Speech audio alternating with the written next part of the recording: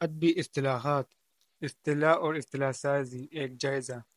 کسی بھی علم کی تہ تک رسائی کی خواہش اس علم سے متعلق اصطلاحات کو سمجھے بغیر پوری نہیں ہو سکتی۔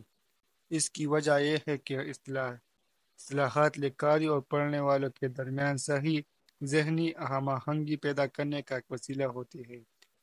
ضرب، تقسیم، جمع، لوگرتم اور جیومیٹری علم حساب، رسد طلب، پیداوار وغیرہ علم معاشیات، جبکہ شخصیت، روح، احساس، جذبہ، نرگسیت، شعور، لاشعور علم نفسیات کی اصطلاحات۔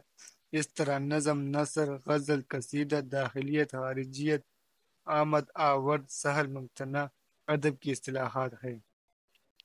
جب تک ہم ان اصطلاحات سے آگاہ نہیں ہوتے، ہم مذکورہ بالا علوم کو نہیں سمجھ سکتے۔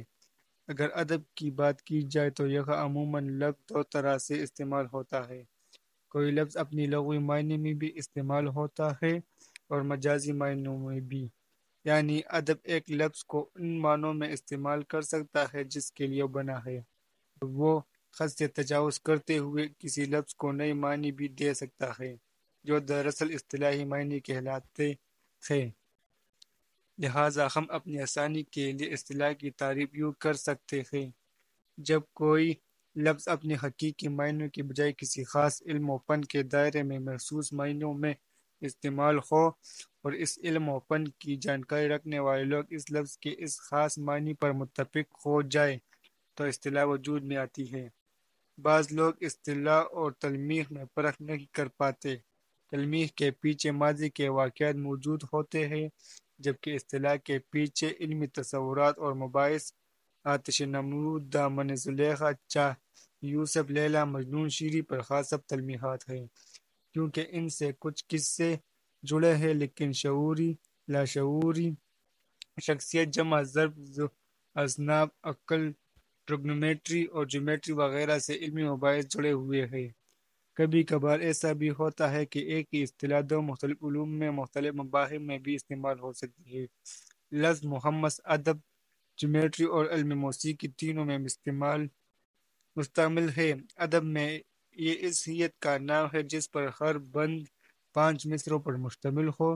جیومیٹری میں یہ وہ شکل بن جاتی ہے جس کے 5 کونے ہو، جبکہ علم موسیقی میں یہ ایک اصول کا نام ہے۔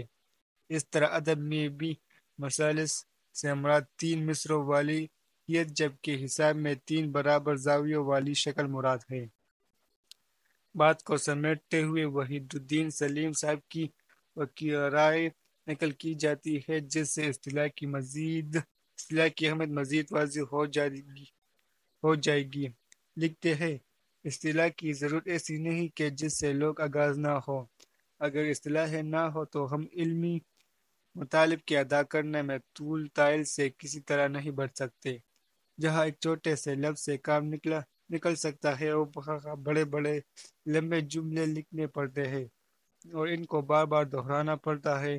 لکھنے والے کا وقت جدا ضائع ہوتا ہے اور پڑھنے والے کی طبیعت جدا مول ہوتی ہے۔ اصطلاح در حقیقت اشارے ہے جو خیالات مجموعوں کی طرف ذہن کو فوراً منتقل کر دیتے ہیں۔ وضع اصطلاحات